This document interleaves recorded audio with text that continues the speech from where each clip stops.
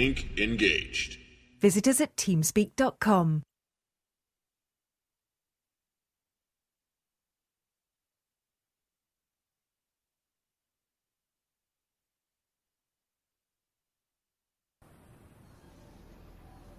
Oh dear, oh dear, oh dear. It looks like my StarCraft client crashed once again. Looks like my client is not able to start a replay once again, so I'm sorry. I just have to take a couple of more seconds to get this thing going. I'm not sure what's going on here, but apparently Murphy's Law is absolutely kicking in here.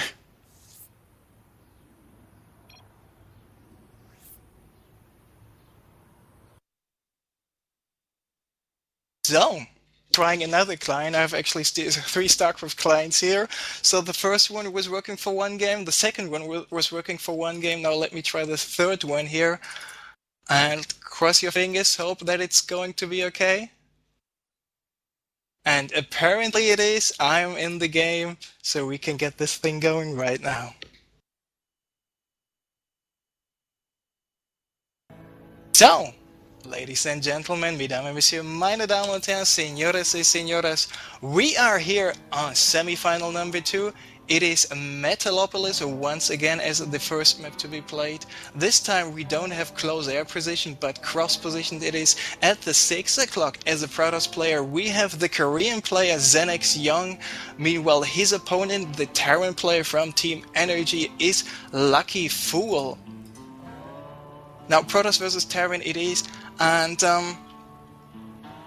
of course, lately, a lot of Protoss players were not so successful against Terran players, but when you have those open tournaments, basically one rule always applies, everything is possible. I just saw the craziest games happen in that regard, so even one another important thing is you cannot really compare those results which you see in big tournaments like GSL, MLG, like in the ESL tournaments. The open tournaments is something completely else. You can see indicators, but it's not basically the same. Oh, you cannot say, oh, this guy won against this guy in tournament XY, and that's why this always also applies to this tournament. This is absolutely not true.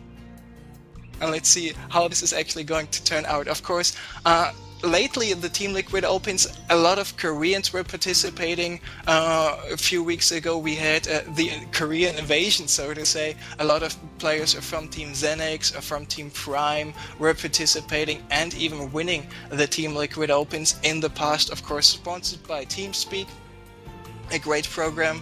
I am using this for many years now. Now we have TeamSpeak 3. In the early days there was TeamSpeak 1 and TeamSpeak 2, and always a big fan. It's easy to use, and that's why when I heard that TeamSpeak is actually sponsoring the event, I was quite heavily surprised by this. Now, Young is just starting his cybernetics core, also adding his second simulator here at the 16-18 supply mark, so he's going for a relatively fast second guess. Meanwhile, when we take a look at a NrGLuckyFool space, he is going for the reactor on his first barracks, adding the second barracks. Most likely we are going to see a tech lab on the second barracks, so ZX style build coming up by NrGLuckyFool. Now, Young, with a scouting probe early on, he scouted that there was actually a reactor on the barracks, so this could mean different things, but it also, for example, that there's a ZX opening. It could also mean that there's an indicator for this infamous 1-1-1 build by the Terran player coming up. So in that regard, everything is still possible.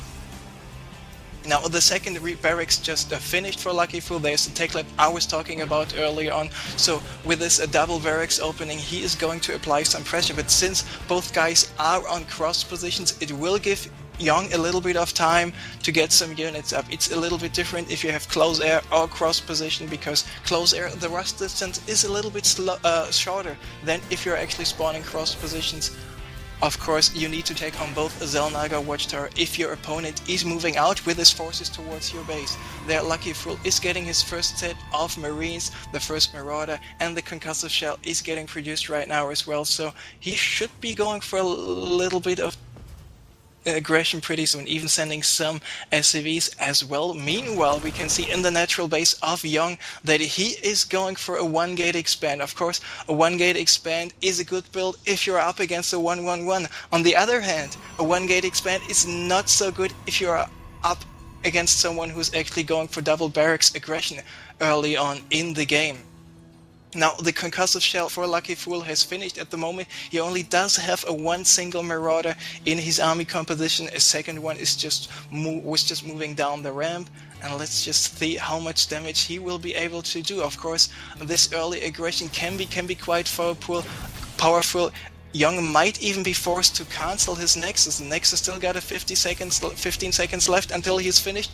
LuckyFool going with the bunker, the SCV constructing the bunker, and the second one getting attacked right away, so the bunker will not be finishing. And Yong is not cancelling his Nexus. Of course, this means he needs to warp in a lot of units. Gateway number 2 and 3 just finished. Beautiful force fields here on the ramp. More zealots being warped in to soak up the damage of the Marines and the Marauders, allowing the sentries and the Stalker in the back to deal an additional amount of damage right now. So very, very good play by Yong to hold this attack off. And this was the cross positions I was talking about earlier. If LuckyFool would have just like 4, 6, 7 more seconds before he actually was attacking, then the gateways of Yong would take a little bit longer. He would not have been able to warp the zealots in right away to soak up the damage, but he was able, and now Yong of course is in a very good position. Meanwhile, LuckyFool got the second command center up, so he will be expanding himself, getting up a bunker as natural, even a second one just in case.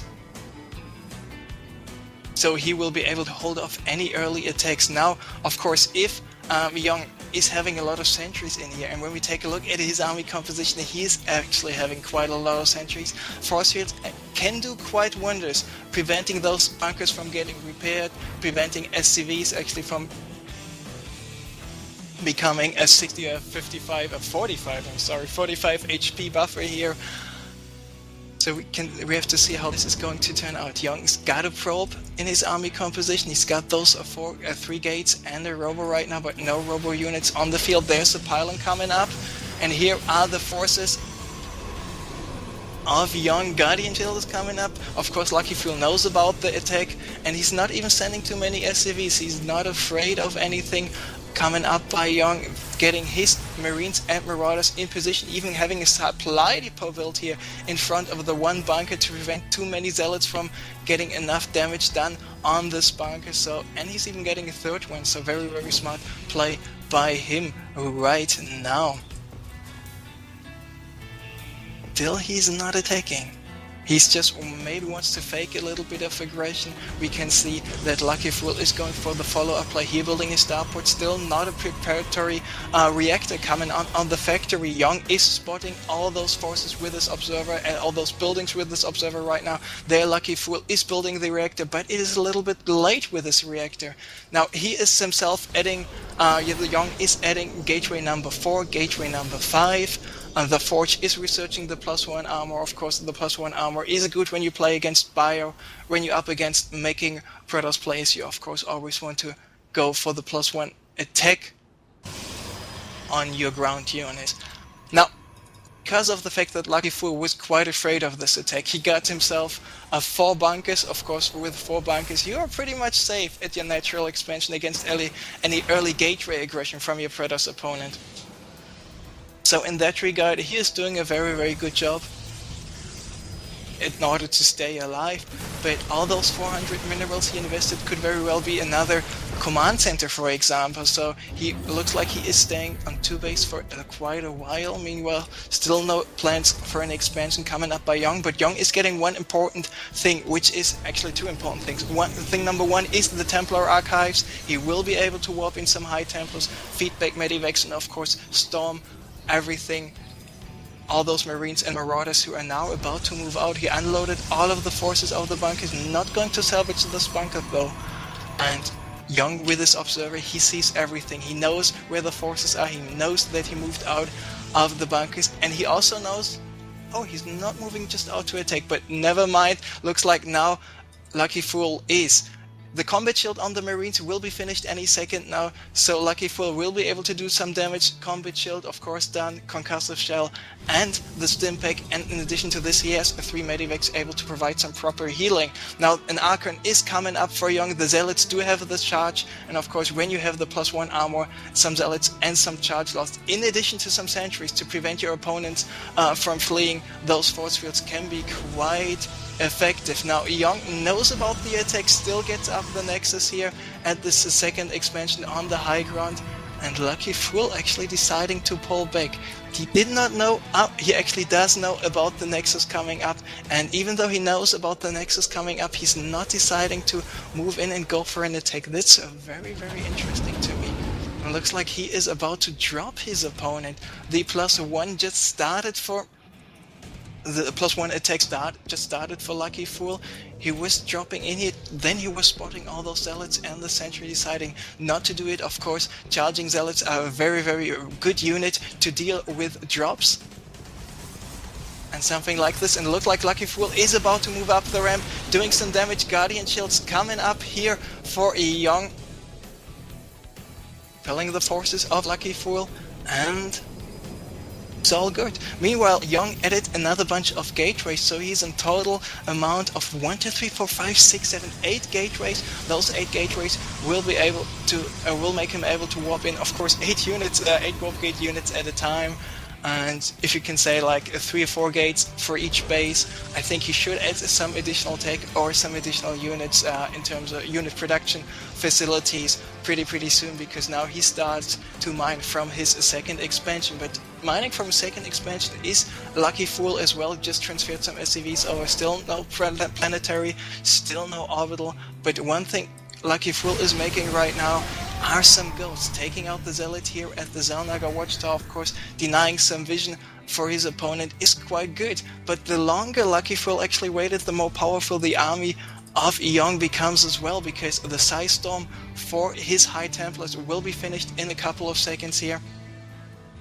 So he will be able to do a lot of severe damage with the Storms. We currently see that he has 6 High Templars on the field, as well as 6 Sentries. So if the EMPs from NrGLuckyFool will be well placed enough, ZeNEXYong should be in a lot of trouble. On the other hand, if the Storms are well placed enough, NrGLuckyFool is in a lot of trouble. So it all comes down to the EMPs and the Storms. Maybe we see some drops, some distraction action, like I like to call it, pretty soon. But take a look at how many Zealots Young actually does have in his army composition.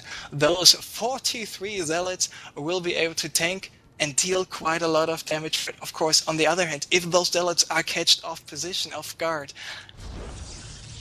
NrGLuckyFool might be in a good position here. Now, when we take a look at the harvester counts, it is 56 for NrGLuckyFool, in addition to mules and 3 orbitals, and 60 probes for ZeNEXYong. And Young is going to expand once again here at the 3 o'clock natural expansion, warping in the Nexus, warping in the pylons, so he will be on 4 bases pretty soon, taking out the scouting Marauder. The Marauder still has 2 HP left, so ZeNEXYong not just yet sealing the deal, sending in a single assassin Zealot over here, who should take care of the Zealot, of the Marauder, I'm sorry. So when we take a look at the production tab, we see a pretty big text word coming up, or better say, an addition to what he's already having. He's got 2 robos, double robo all the way, going for the 2 Colossi, going for the extended thermal lines upgrade, of course, increasing the range from the Colossus by 50%. This is one of the most important upgrades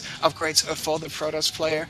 And looks like NrGLuckyFool now is confident enough to move out, and if he can move out before the first Colossi have their range upgrade, he will be in quite a good position now, stimming with all of his Marines and Marauders, taking out the cannon, taking out the pylon, and will he force a cancel?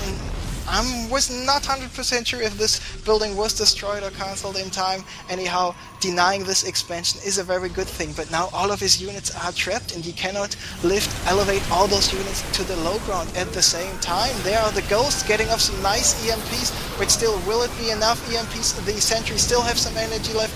Interesting, nice force fields here, not allowing those Marines and Marauders to do too much damage, but there are not many High Templars and not any at all able to go for a storm, so LuckyFool now being maxed out as same as Young is able to do some damage now, splitting up his units quite a bit. And there looks like Young is rearranging his forces. Now it all comes down to what the Colossi and the Templar will be able to do. The Zealots are charging in. LuckyFool is forced to stim once again, and he stimmed quite a lot without being able to do much damage. And now the supply is going down for LuckyFool a little bit. Of course, now going here on the high ground might be a good thing, because having a nice concave is always a good thing. But on the other hand, those Zealots are pretty fast, and now the remaining forces of LuckyFool will just get ripped apart. He's only able to lift up just a few of those. We see only 2 full medivacs have survived. Of course, when you play Bayer, you have a lot of barracks. You are able to reinforce your forces quite fast.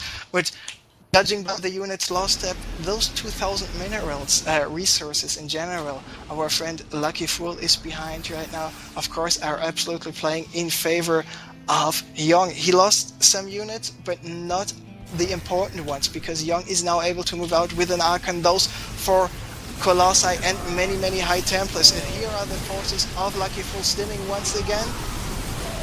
Again coming up, he sees those forces. Do we see any EMPs? 2 EMPs going down. All the sentries are now without energy. Still the Colossi can do some damage in the back. Storms being cast on both the left and the right side of the forces of LuckyFool, and there are the Colossi cleaning up the absolute rest. So in that regard, our friend Young is in a very good position. He was able to wear out the forces of LuckyFool, playing very cost effective, making sure that his important units are not going down, and now he's moving in at the natural expansion of LuckyFool to seal the deal, feedbacking those medivacs, taking out the bunkers, and now I think the Stalkers will be able to soak up a lot of damage, so the Colossi are able to deal even more damage. The supply is going down further and further for LuckyFool here. GG is called, and with a very nice and cost-effective play, Young is taking out LuckyFool in game number 1. Getting in the lead here, 1-0. So in that regard, I have to say big props to Young.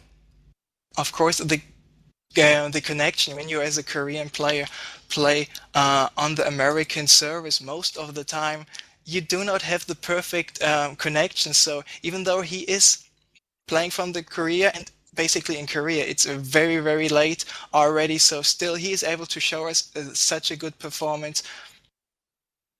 So big props to him. This was game number 1. We are going into game number 2 pretty soon, and now I'm just hoping that I will be able to load up the replay without my computer actually crashing. So I try to give it the best. So we will be back with game number 2 for semi-final number 2 right after this.